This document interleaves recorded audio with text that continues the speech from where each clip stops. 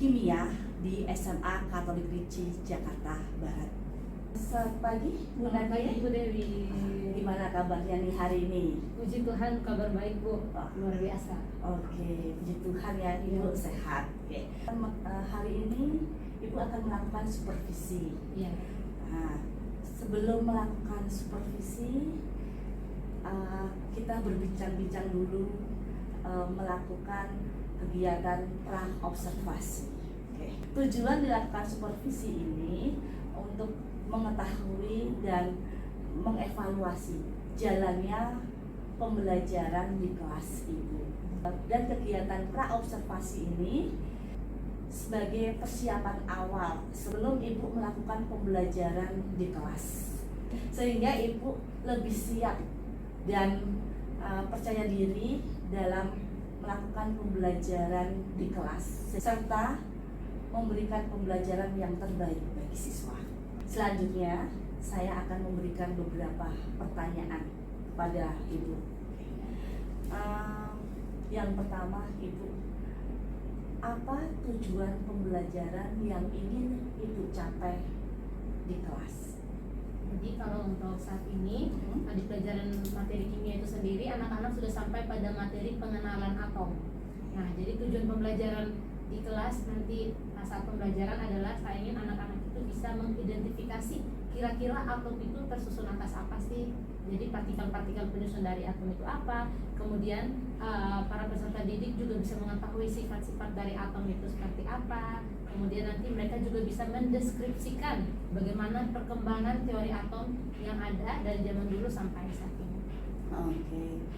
Baik Ibu, berarti Ibu ingin mengidentifikasi atom, kemudian sifat-sifat atom, Betul. kemudian mendeskripsikan atom dari perkembangan teori atom dari dulu sampai saat ini. Oke. Untuk selanjutnya Ibu, bagaimana dengan area pengembangan yang ingin Ibu capai saat pembelajaran di kelas? Nah, untuk area pengembangan itu sendiri yang saya ingin capai adalah anak-anak itu bisa meluasa dalam proses pembelajarannya, jadi merasa lebih santai dan tidak bosan dalam kelas. Nah, salah satu cara yang dilakukan adalah dengan menyediakan media pembelajaran.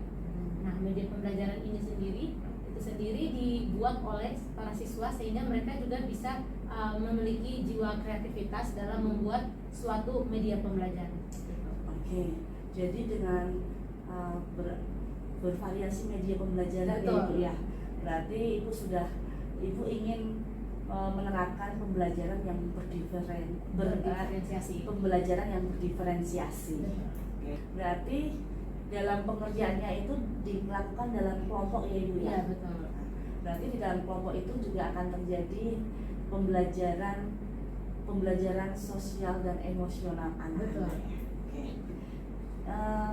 Selanjutnya, kalau boleh saya taruh Ibu, bagaimana rancangan pembelajaran yang ingin Ibu terapkan dalam kelas nantinya?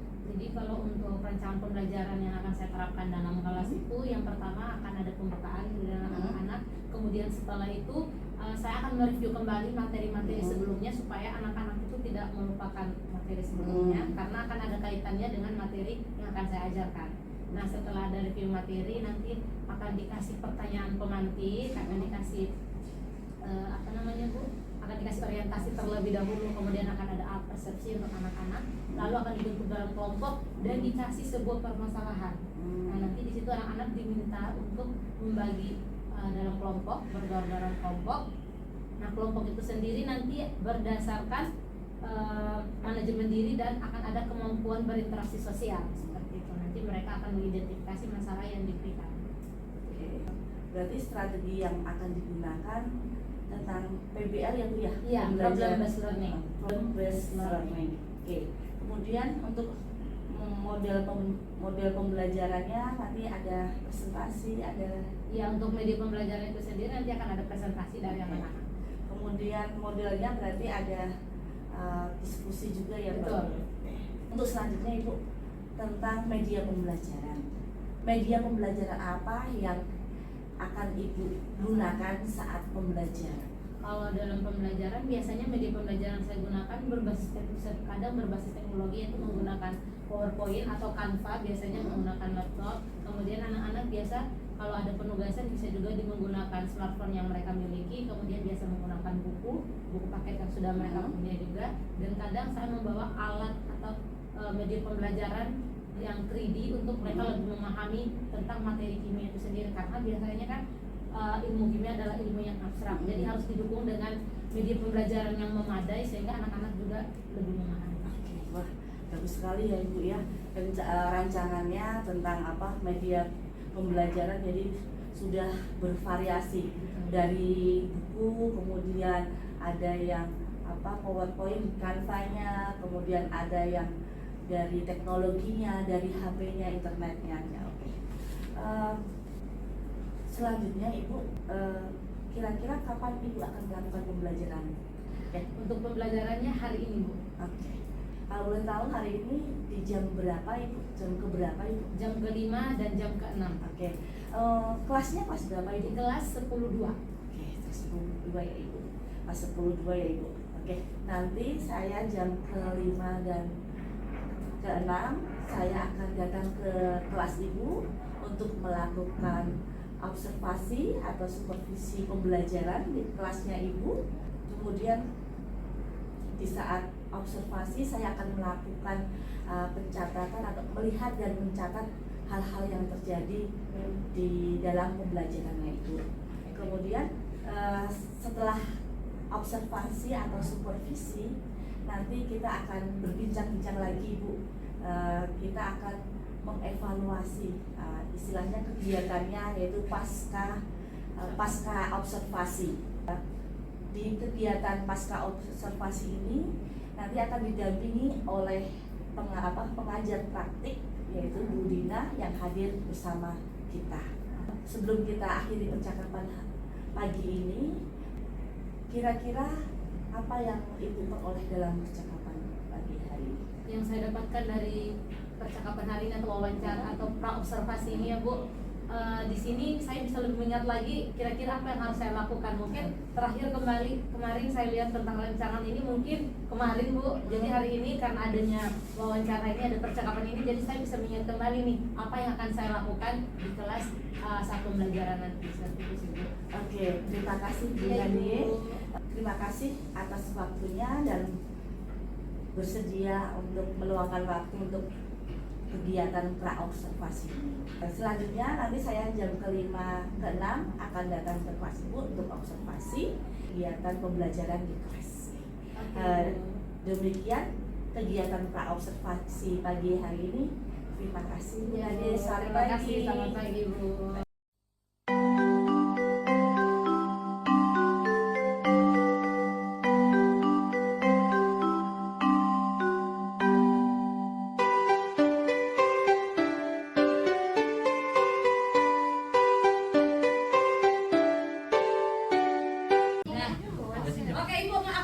Kembali semua pertanyaan-pertanyaan tadi yang sudah diberikan teman-teman.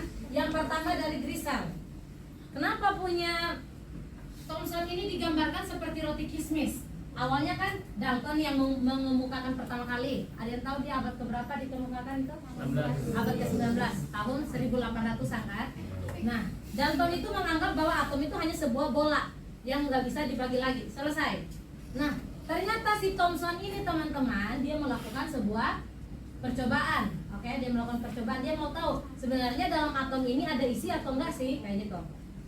Nah, ternyata saat dia melakukan percobaan, dia menembakkan sebuah sinar alfa. Ternyata kalau misalkan atom itu kosong, kalau kalian tembakkan sinar artinya dia lurus terus kan. Nah, tetapi di punyanya si Thomson ini teman-teman, saat dia tembakkan sinar, sinarnya dibelokkan. Oke, paham sinarnya dibelokkan? Miring sinarnya. Dia udah lewati atom ini terus dia balik ke sana. Berarti ada sesuatu kan di dalam sini yang membuat cahaya itu terpantulkan, ya nggak? Nah, jadi punya Thomson itu hanya sebatas itu teman-teman. Jadi ternyata dibelokkan, berarti ada sesuatu nih di dalam atom. Nah, jadi Thomson itu mengungkapkan bahwa dalam atom itu ada partikel-partikel lainnya. Oke? Jadi cuma sebatas itu punya Thomson, itulah kekurangannya. Dia cuma bisa menjelaskan bahwa atom itu ada partikel-partikelnya, tapi nggak tahu partikel apa itu. Makanya dia gambarkanlah seperti ini, ada bola pejal dan ada partikel-partikel di dalam. Itulah makanya dia bilang bentuknya seperti roti kismis. Bisa teman-teman dipahami kenapa itu? Itu pertanyaan Grisa. Lanjut pertanyaan yang kedua punya Tirsa. Apa tadi Tirsa? Ibu lupa.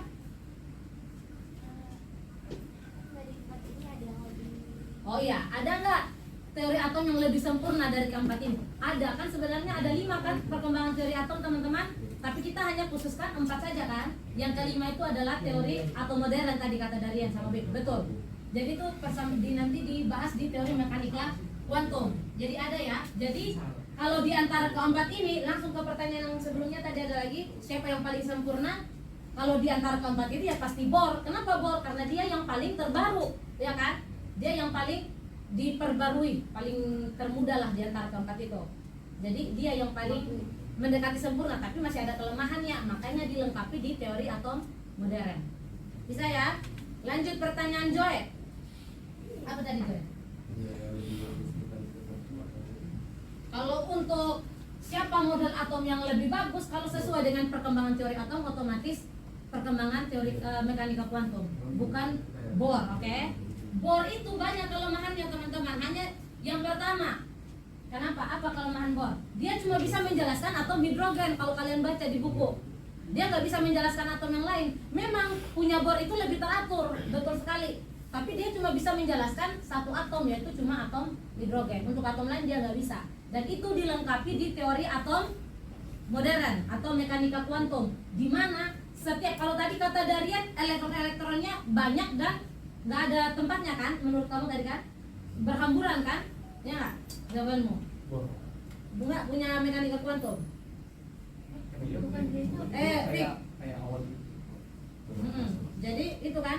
Nah sebenarnya teman-teman, mekanika kuantum itu mau elektronnya banyak atau elektronnya sedikit, mereka semua sudah punya lintasannya sendiri. Itu dijelaskan di mekanika kuantum. Makanya tadi Bu bilang kalau Bohr kan ini inti atom terus ada lintasan kayak gini.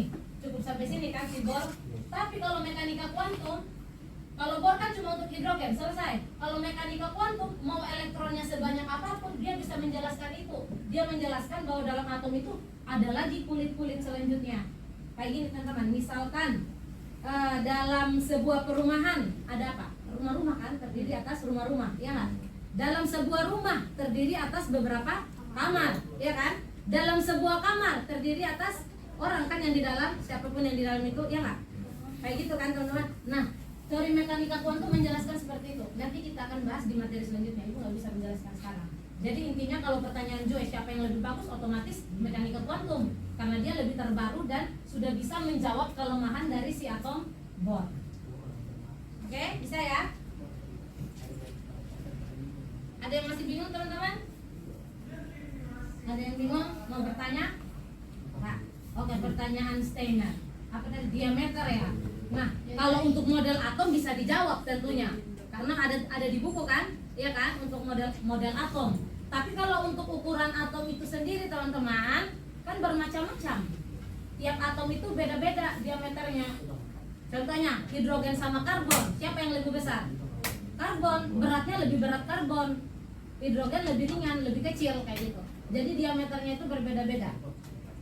Kayak gitu ya. Kalau kamu tanya salah satu atom kalau kamu menyamakan semua atom diameternya sama, enggak. Tapi kalau yang di buku dijelaskan itu sesuai dengan model atom yang dikemukakan oleh si Rutherford kalau nggak salah tadi pertanyaannya. Kayak gitu. Oke, lanjut pertanyaan Ruby. Apa tadi Ruby? Dari keempat ini kan ini yang paling Bohr yang paling sempurna. Kenapa dia bisa menjadi kelemahan? Oh iya, pasti ada kelemahan. Makanya dilengkapi oleh mekanika kuantum. Itu menjawab yang tadi sekalian ya. Terus lanjut, punya Tommy nih. Oke, sebelum masuk punya Tommy, punya Kenzi dulu. Kenzi apa tadi ya Kenzi? Beraturan searah jarum jam atau enggak? Ya? Oke, kalau di punyanya Rutherford itu dia enggak beraturan. Oke, masih kesana kemari. Tapi kalau di punyanya Bohr, betul tadi siapa yang jawab ya? Ibu tadi ada dengar, ibu lupa siapa yang jawab. Tiap lintasan itu pasti searah. Contohnya, mana? Kasih dong. Itu. Mana punya kalian? Di belakang ya? Udah di sini aja. Misalkan ini teori atom Bohr. Dia kan punya lintasan sendiri. Nah ini dia mau ke kanan semua, ini mau ke kanan semua, bola ini ke kiri semua. Tapi nggak mungkin dalam satu lintasan ini ada yang ke sini, ada yang ke sini, nggak bisa. Pasti dalam satu lintasan pasti searah. deviasi arah jarum jam atau berlawanan arah jarum jam. Karena kalau dalam satu lintasan mereka berputarnya beda arah, bertabrak elektronnya, negatif ketemu negatif, negatif kurang negatif, tarik menarik atau saling tolak menolak, tolak menolak. Itu prinsip bom atom. Oke? Itu.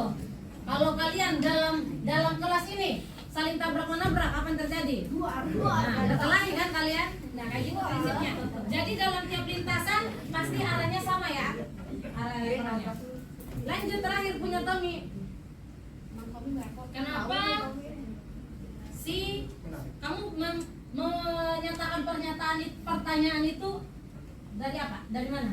Kenapa kamu bisa menjelaskan bahwa si Bohr ini membuat model atom atau membuat teori baru tentang atom, tentang inti itu? Dia nggak pakai punya Bohr. Kamu tahu dia nggak pakai punya Rutherford. Kamu tahu dari mana itu?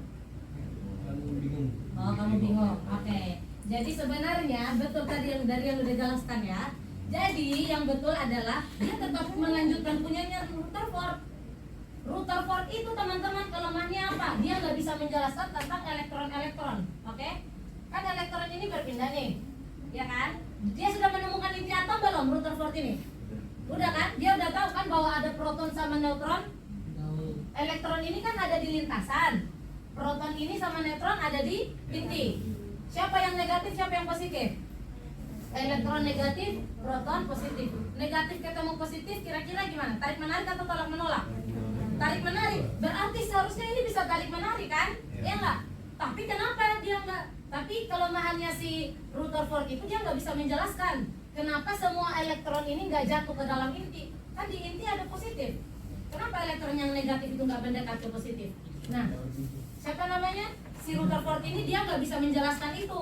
Makanya si Bohr itu melanjutkan perkembangan teori atom itu. Dia menjelaskan bahwa semuanya ada lintasan. Lanjutlah dijawab tadi pertanyaan dari Ibu oleh Ruby sama Angela, kelompok mereka, bahwa elektron itu bisa berpindah tempat, teman-teman. Dari lintasan ini mereka itu elektron itu punya energi, teman-teman ya. Tapi Ibu nggak akan bahas di sini karena itu sudah materi kuliah sebenarnya. Jadi elektron itu teman-teman mereka bisa berpindah tempat. Contohnya dari sini dia bisa pindah ke sini, dari sini bisa pindah ke sini, atau bahkan yang dari kulit luar ini bisa pindah ke dalam. Bisa teman-teman. Jadi itulah kenapa Bohr bilang kenapa elektron itu nggak jatuh ke dalam inti, karena elektron ini kan berputar terus kan, ya nggak? Mereka berputar terus bisa berpindah tempat, jadi susah untuk langsung tertarik ke sini. Bingung? Nah intinya kayak gitu. Jadi elektron itu dia nggak bisa jatuh ke dalam inti karena dia bisa berpindah tempat. Nah kalian lihat ini layarnya berwarna-warni kan? HP kalian berwarna-warni kan? TV berwarna-warni. Tahu cahayanya kenapa bisa ada warna-warni? Ya ada LED betul. Kalian tahu nggak layar HP sekarang dulu ada LCD sama AMOLED? Kalau nggak OLED kak? Iya kan? Layar HP itu ada LCD sama OLED kan? Nah teman-teman di dalam itu karena ini teman-teman, kenapa ini bisa LCD ini proyektor ini bisa membaca warna ungu, warna orange, warna hijau? Karena ada perpindahan elektron teman-teman. Perpindahan elektron ini menyebabkan gimana nanti takutnya kalian bingung. Panjang gelombang yang diberikan itu beda. Kayak warna pelangi. Pelangi itu kan sinar matahari masuk ke air, terus dibelokkan, ya kan? Jadi warna lain, warna A, warna B. Itu tergantung panjang gelombang yang diberikan, yang sesuai, yang ditangkap oleh mata kita.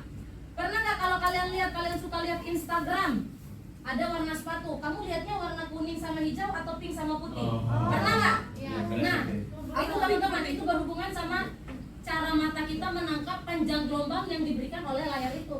Jadi jangan salah karena mata kamu buta. Jangan kayak gitu. Contohnya satu kelas ini melihat kalau warna layar yang ini nih. Satu kelas melihat ini warna merah. Tapi Orlando lihatnya ini warna hijau. Kayak gitu. Ibu lihatnya warna ungu. Siapa yang salah?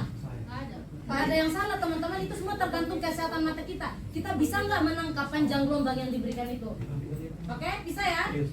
Nah, jadi ini semua karena ada perpindahan elektron yang dijelaskan oleh siapa? Oleh Bohr. Elektron yang berpindah itu menyebabkan ada perubahan panjang gelombang. Jadi setiap warna itu ada panjang gelombangnya masing-masing. Kayak kalau kalian lihat air laut, warnanya biru kalian lihat. Padahal sebenarnya warnanya bening. Iya nggak ada warna kan sebenarnya air laut itu. Nah itu juga tergantung panjang gelombang yang diberikan dari sinar matahari. Kayak gitu. Jadi ibu lihat sepatunya pink putih gak bu? Mana yang itu? Iya. Ibu lihat dua. Hijau abu sama pink putih. Ibu bisa lihat dua-duanya. Lihat ada abu-abu. Udah ketujuh ibu. Wih. Nah bisa ya teman-teman yang ini ya. Ada lagi yang mau bertanya tentang teori atom? Dari perkembangan teori atom? Ada lagi nggak?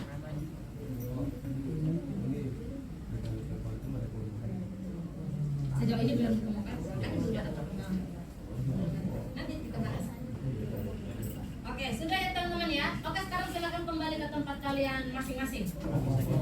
Model atomnya silakan dikumpulkan kembali ke belakang ya. Nanti ibu akan periksa.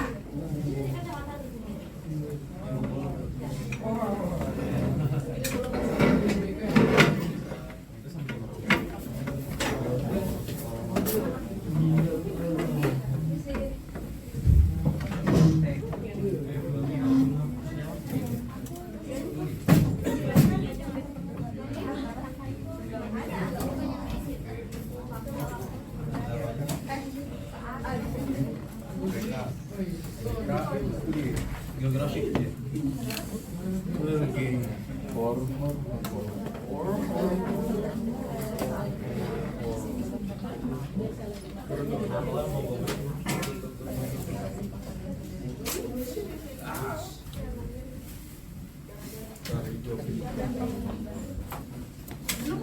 Ada peta tuh gimana ini?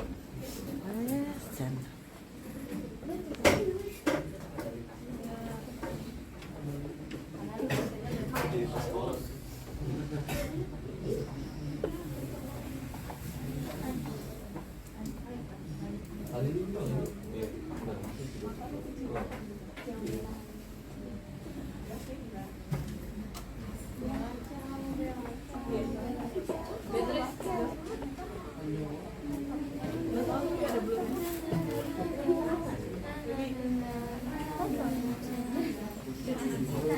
Sudah?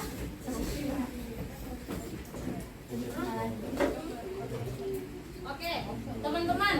Sekarang ibu mau tanya kembali. Tadi kan tujuan pembelajaran kita ada dua kan, ya kan? Yang pertama kalian bisa tahu isi-isi dari atom. Ada apa aja tadi? Atom terdiri atas apa aja? Iya, ada proton, elektron, neutron. Jangan lupa ya, elektron itu negatif, proton itu positif, neutron netral. Kemudian yang kedua untuk perkembangan teori atom sudah mulai bisa ya teman-teman. Jadi yang kita pelajari siapa teori atom mana yang paling bagus? Yang kita pelajari sekarang. Skor ya sejauh ini ya. Tapi nanti ada yang lebih baik yaitu ada teori mekanika kuantum, ada teori atom modern itu sendiri. Jadi teman-teman yang penting untuk keempat perkembangan teori atom ini silahkan dipelajari baik-baik. Kemudian model atomnya diingat-ingat ya teman-teman. Karena di ujian manapun tentang teori atom pasti muncul yang seperti ini. Percaya atau tidak pasti muncul. Walaupun ini adalah materi yang paling gampang atau materi dasar tapi pasti keluar teman-teman. Itu ya bisa ya teman-teman ya. Nah yang terakhir ibu minta kalian untuk menuliskan refleksi tentang pembelajaran hari ini. Nah, silakan ditulis. Kemudian ibu akan minta satu orang untuk maju nih. Dia, ibu mau lihat dia mau menceritakan tentang hari ini dia dapat apa aja sih. Boleh dicatat di buku kimianya. Nanti dapat stiker di pertemuan berikut. Ibu lihat nanti ada yang nggak catat. Stiker ini menambah poin ya teman-teman ya.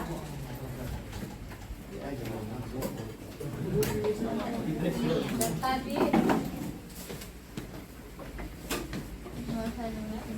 Tulis soal bu. langsung aja jawab di catatan kalian kalau satu ini kan bukan soal. Lu boleh buku lain dulu nggak bu? Ada. Ayo silakan kira-kira hari ini hal baru apa yang kalian dapatkan? Kemudian materi mana yang paling menarik? Tadi kan kita belajar perkembangan teori atom. Punya siapa nih yang paling kalian suka?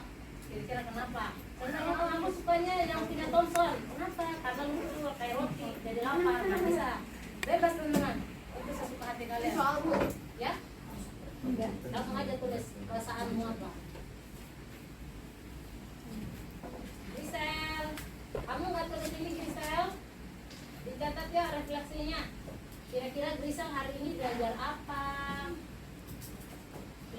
materi mana yang bisa suka?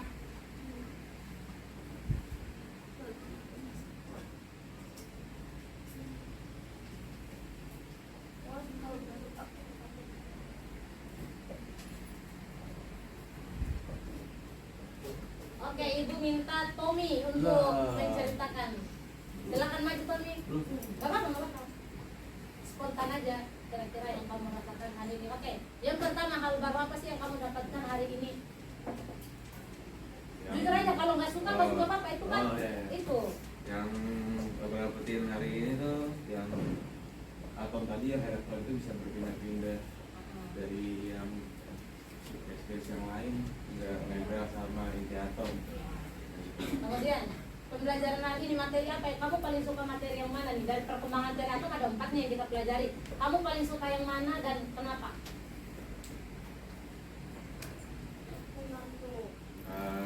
Bebas, kan ada 4. Kamu suka yang mana? Kamu suka yang mana? Kan teori atom ada 4. Ada Dalton, Rutherford, Thomson. Kamu suka yang mana? Sukanya yang mana? Rutherford. Kenapa suka Rutherford? Karena rumit. Rumit. Iya. Terus?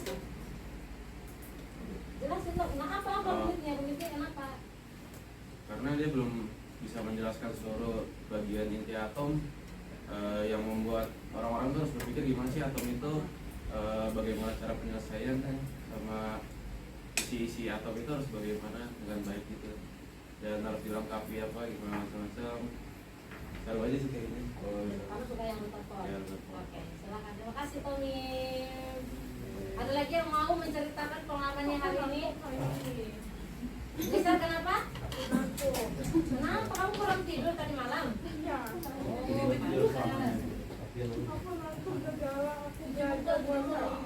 Oh, belajar ulangan. Iya. Tapi tadi kamu bisa mengerjakan nggak? Bisa, tapi aku ngantuk. Oke. Kenapa? Nanti berikutnya lagi belajarnya dari sore biar nggak Aku kemalaman. belajar dari sore. Oh, oke, Gisel. Sudah dicatat semua teman-teman? Oh, Sudah? Belum. Oke, kedua ibu mau minta Kellen. Coba Kellen maju. Bukan terakhir. Hai Kellen, silakan nomor 2 itu siapa? Gak apa-apa. Kan sesuai aja kalau nggak menarik, semuanya nggak menarik nggak apa-apa. Ayo maju silakan Kellen. Ya Allah. Ayo teman-teman diperhatikan ya. Nah, tadi siapa yang udah maju dapat tiket duluan nih? hal baru apa yang kalian peroleh setelah proses dari tadi? Dari proses tadi aku baru tahu kalau misalnya nggak tahu sih antara aku nggak baru tahu atau emang aku yang baru tahu. Kalau aku baru tahu ada teori atom modern. Terus aku juga baru tahu kalau misalnya teori atom yang itu yang baru yang Jadi ada 4 itu. pada pembelajaran hari ini materi apa yang menurut kamu paling menarik dan paling kamu pakai? Yang apa? Yang Nalsbohr itu? Nalsbohr, kenapa menarik Nalsbohr? Bukan jelas ini karena itu aku baru tahu dan teori atom itu baru, aku juga lebih menarik karena lebih terkait. Lebih lengkap gitu. Oke, makasih Kellen. Sini bawa bukumu.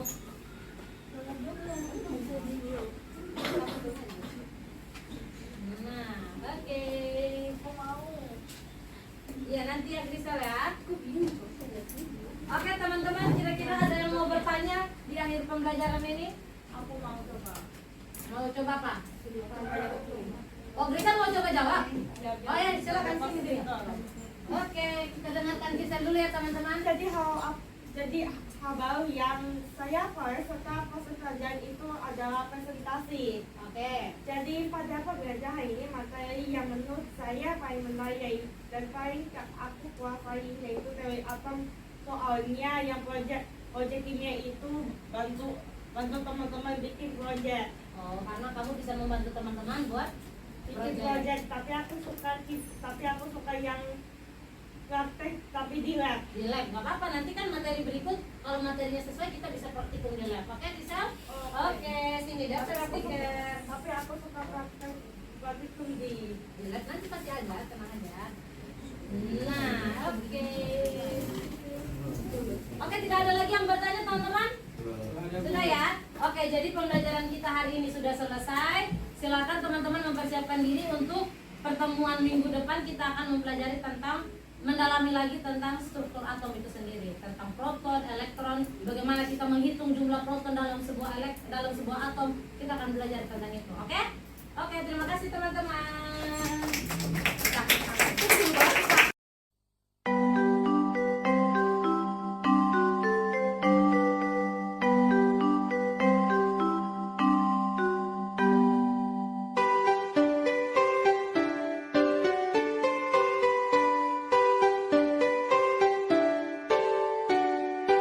Selamat siang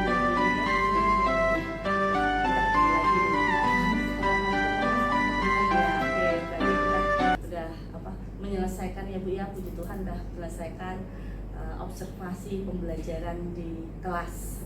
Oke.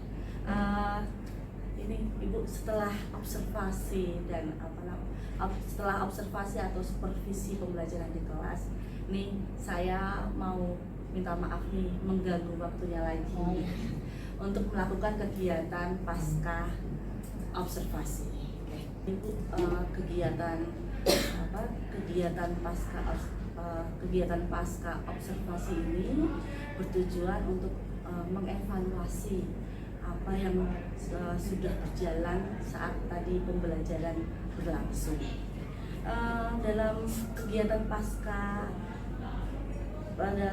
pasca observasi ini, Ibu, saya ingin mengajukan beberapa pertanyaan untuk Ibu Nadia. Ya, kita akan melakukan sedikit refleksi ya Bu ya dari hasil pembelajaran tadi siang. Oke, bagaimana perasaan Ibu setelah melaksanakan kegiatan observasi tadi siang Ibu? Jadi perasaan saya tadi sedikit gugup ya Bu, karena ngajar dilihatin guru senior, terus dilihatin oleh Ibu juga kan, jadi sempat gugup. Tapi seiring berjalannya waktu mulai merasa enjoy aja, anggap aja seperti berada pada proses pembelajaran pada umumnya di kelas tanpa adanya supervisi bagi guru. Kalau awalnya agak gugup dulu.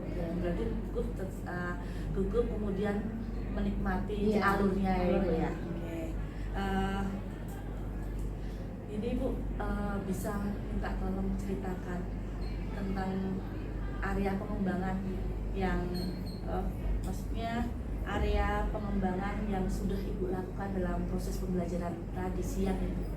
Baik, jadi dalam pembelajaran tadi itu saya memfokuskan pembelajaran pada inovasi pembelajaran. Jadi anak-anak itu sudah membuat media pembelajaran kan Bu. Jadi tadi anak-anak diminta untuk mempresentasikan apa yang sudah mereka buat. Nah tadi materinya itu kebetulan tentang perkembangan teori atom, dan anak-anak sudah membuat media pembelajaran berbentuk 3D dari perkembangan teori atom itu sendiri, dan anak-anak mulai mempresentasikan tiap-tiap atom yang sudah mereka buat secara detail, dan teman-teman lainnya diminta untuk memberikan pertanyaan atau menanggapi tentang hasil presentasi yang mereka sampaikan. Oke, berarti ada tahap-tahap pembelajarannya tentang mereka membuat model atomnya ya Bu ya, kemudian mempresentasikannya, kemudian ada proses tanya jawab dengan siswa lain, Diskusi juga ya. Oke, diskusi sebelum presentasi ya Bu ya. Ada diskusi kelompok. Oke. Ibu, saya mau tanya lagi Ibu, selanjutnya sejauh mana nih area pengembangan yang sejauh mana sih area pengembangan yang sudah Ibu lakukan? Untuk saat ini, kalau untuk area pengembangan yang saya lakukan masih berbasis manual ya Bu, belum sampai ke pemanfaatan teknologi. Jadi untuk pemanfaatan teknologi itu rencana saya lakukan di materi selanjutnya Bu. Karena kalau untuk dibuat lagi secara 3D yang secara langsung itu secara visual agak lebih sulit karena materinya sedikit abstrak. Jadi nanti akan dijelaskan ke anak-anak melalui pemanfaatan teknologi. Jadi seperti virtual lab. Kalau untuk Ibu nih dalam pembelajaran tadi, kira-kira apa sih yang sudah berhasil dikembangkan? Kalau menurut saya yang sudah berhasil dikembangkan adalah proses berpikir anak-anak tentang teori atom itu sendiri, Dimana tadi saat teman-teman yang lain menjelaskan, anak-anak yang lain itu sebenarnya sudah paham. Ya, saya rasa mereka sudah paham. Hanya ada beberapa karena mungkin mau menjahili temannya di depan untuk mengetes kemampuan mereka, ada yang pura-pura bertanya, padahal mereka sudah tahu jawabannya. Ya, jadi seperti itu. Oke, seperti itu yang hal yang apa namanya yang berhasil ya, Iya, yang betul. berhasil. Sekarang ibu saya ingin bertanya Bu, apa sih kendala yang ibu hadapi saat pembelajaran berlangsung? Nah, kalau untuk kendala itu sendiri saat pembelajaran berlangsung, biasanya dalam kan ini pekerjaannya secara berkelompok kan Bu. Jadi dalam satu kelompok itu ada beberapa anak-anak mungkin yang masih malu atau minder sama teman-temannya. Jadi dia merasa aku kurang mampu tapi dia lebih mampu. Jadi masih ada rasa minder dari anak-anak itu sendiri. Nah, sedangkan untuk pembagian kelompok itu sendiri sudah saya bagi berdasarkan cara belajar masing-masing, berdasarkan pendekatan yang sudah pernah saya lakukan. Jadi saya bisa memahami, oh tipe anak ini seperti ini nih, jadi saya bagi kelompoknya seperti itu Bu. Akan tetapi yang kurang memuaskan itu adalah masih ada beberapa siswa yang masih minder dengan teman kelompoknya. Mungkin dari segi kemampuan atau mereka bukan satu circle pertemanan mungkin Bu, jadi masih ada yang rasa masih diam-diam lah. Berarti ada yang malu atau Dia minder masih ya? malu-malu, minder lah.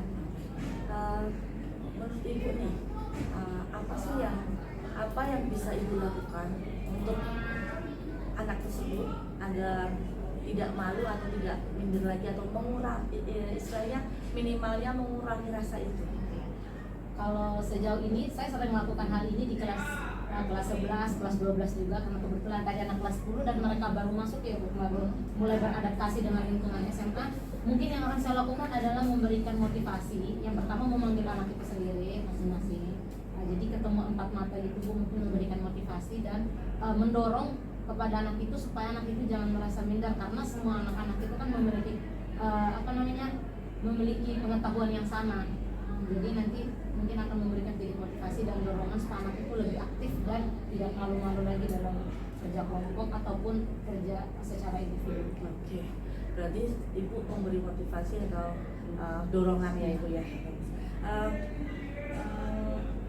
Saya ingin bertanya lagi Bu tentang itu tadi berkaitan dengan hal-hal yang tersebut itu terjadi, misalnya apa rencana ibu untuk mengatasi anak tersebut, misalnya kegiatannya atau pembelajarannya dibuat seperti apa, seperti itu gimana? Nah, jadi saya pernah sih Bu, hal ini pernah terjadi di kelas 11 sebelumnya dan sekarang udah kelas 12 karena ada anak-anak yang mungkin masih merasa kurang dengan teman-temannya. Saya justru membuat pembelajaran di kelas itu supaya setiap anak-anak itu aktif dengan cara memberikan poin seperti stiker Bu. Jadi siapapun yang bisa berani menjawab, entah itu jawabannya salah atau benar, setidaknya memiliki rasa keberanian atau percaya diri untuk menjawab pertanyaan, mereka akan mendapatkan stiker. Nah, stiker itu akan menjadi poin tersendiri untuk menunjang nilai-nilai tugas mereka. Mungkin ada yang kurang sempurna, nanti bisa dapat nilai tambahan dari stiker-stiker yang sudah dikumpulkan. Seperti poin keaktifan gitu. Oke, berarti pemberian stiker ini sejenis dengan poin plusnya Iya, ya, betul. yang nanti diakumulasikan di akhir. Iya, Oke. Gini Bu, dengan pemberian stiker itu, kira-kira kapan itu ibu akan lakukan? Kalau itu sudah saya lakukan Bu, sampai sejauh ini sudah saya lakukan juga di kelas 11 dan kelas 12. Oke, mungkin perlu ada tambahan lagi atau dengan misalnya nih, kan itu sudah dilakukan, ternyata kan tadi ada yang masih ada sedikit lah yang malu-malu lagi. Nah, misalnya atau dengan cara yang lain atau ada sih Bu. Jadi Apa kalau itu? biasanya selain ada stiker, kami biasa di akhir itu pasti mereka anak-anak itu suka request untuk quizzes. Jadi kayak kita membahas materi ini, mereka pasti minta Bu quizzes dong untuk uji lagi pemahaman yang tadi. Jadi mereka quizzes. Nah, bukan kendala sih. Jadi kalau siapapun yang salah pada jawaban itu, ini mereka sendiri yang mau Bu. Siapapun yang salah jawaban itu, mereka dikasih hukuman. Hukumannya adalah squat 5 kali per soal. Nah, jadi dengan adanya itu anak-anak itu betul-betul serius Bu, dan saya bisa merasakan itu perkembangan mereka dari kelas 10 yang sekarang udah kelas 11 rasa mereka untuk ingin belajar, untuk mengerjakan soal itu lebih besar lagi, apalagi kimia kan Bu, kayak materi atau pelajaran yang agak susah. Tapi saya heran di sini mereka bisa lebih semangat untuk mengikuti pembelajaran, mereka lebih semangat untuk latihan soal. Oke. Jadi mereka mau untuk latihan terus walaupun ada dapat hukuman nggak masalah kata mereka. Oke, bagus sekali ya Bu. Ya berarti itu istilahnya kok apa ya? Penggabungan ya Bu, Iya. tentang misalnya stiker dan apa namanya? Quizzes. Oke. Untuk yang kelas tadi mungkin ada rencana untuk pembelajaran ke depannya Bu? Aduh, Bu, jadi rencananya ke depan itu karena materinya sedikit abstrak, mungkin saya akan kaitkan dengan pembelajaran berbasis IT. Kemudian nanti apabila ada anak-anak yang merasa tertarik dengan cara belajar seperti itu, mungkin akan saya gunakan terus-menerus untuk anak-anak yang merasa tertarik lah dengan media itu. Oke, berarti bagus sekali ya Ibu ya, sudah IT kemudian mau menarik siswanya biar tidak minder. Berarti maksudnya rencana Ibu ini akan dilakukan dalam waktu dekat ini atau Masih ramai. Jadi sejauh ini Bu, karena materinya itu satu langkah sebelum materi ini, oke, berarti oke. kemungkinan pertemuan depan sudah langsung sih Bu, kalau Oke. kita masuk materi. berarti itu. dalam pertemuan berikutnya ya Iya, Bu ya? betul. Oke. Oke, berarti pembaharuan rencana yang Ibu baru ini dengan menggabungkan antara quizzes dengan stiker ya, ini akan Ibu lakukan untuk pembelajaran yang Iya. selanjutnya ya Bu ya. Untuk mengumpan lah anak-anak Ah. untuk lebih aktif di kelas. Lebih aktif dan tidak minder lagi. Iya. Oke. Semoga apa yang direncanakan Ibu dapat dilakukan, direalisasikan secara secepatnya dan menghasilkan pembelajaran yang lebih baik dari yang sudah-sudah. Atau yang sebelumnya. Oke. Terima kasih Bu Nadia atas waktunya. Saya berikan kesempatan untuk Bu Hertina ini, pengajar praktik saya Bu Nadia, untuk memberi tanggapan atau penguatan buat kita. Untuk tanggapannya sebenarnya tadi ini sudah berjalan dengan baik dari coachnya sudah berjalan dengan baik. Nanti ke depan itu kan akan dipraktekkan terus menerus. Bu Nadia juga bisa melihat bagaimana cara ibu ini bertanya. Nah, mungkin ada yang bisa tanyakan. Bertanya bagaimana rasanya tadi ditanya.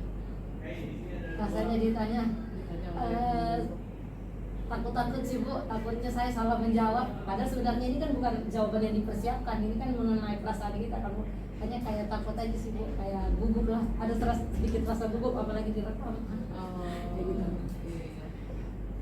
Tapi ketika ditanya itu ada jawabannya nggak? Kira-kira ini apa ini? Gitu. Ada Bu, sudah Ada ada ya? pasti, karena memang langsung plek ternyata yang ditanya seperti itu.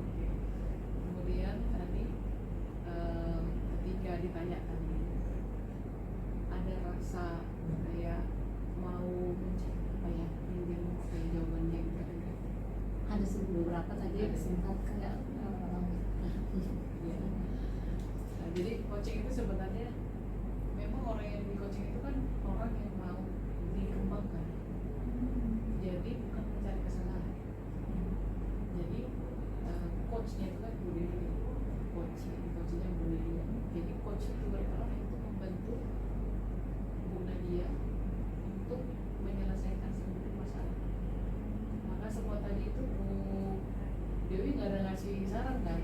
Iya betul. Nggak ada ngasih saran, cuma ngasih kayak cuma terpilih gitu, penyambungnya gitu. Sebagai sebuah karya, Bu Nadia berpikir oh ya ada gitu, semua ada sebenarnya. Jadi memang ada problem, memang guru itu sebaiknya mencari masalah, mencari solusinya, dan ternyata belum tentu solusi dari satu ke dia belum tentu bisa. Jadi tujuannya ini adalah sebenarnya pengembangan rekan kerja gitu. Jadi nanti ke depan akan dipakai oleh sekolah, posisi yang strategis kepala sekolah, jadi ini bisa dipakai mengembangkan guru, tapi datangnya dari diri sendiri, cara-caranya bisa iya gitu. Kalau biasanya supervisi misalnya sini Iya. gitu ya, ada yang beda nggak? Pernah di supervisi nggak? Pernah. Gimana rasa dibandingin supervisi yang ini sama Lebih supervisi? enak yang ini sih Bu. Oh. Lebih ya. Kalau supervisi yang lama seperti apa?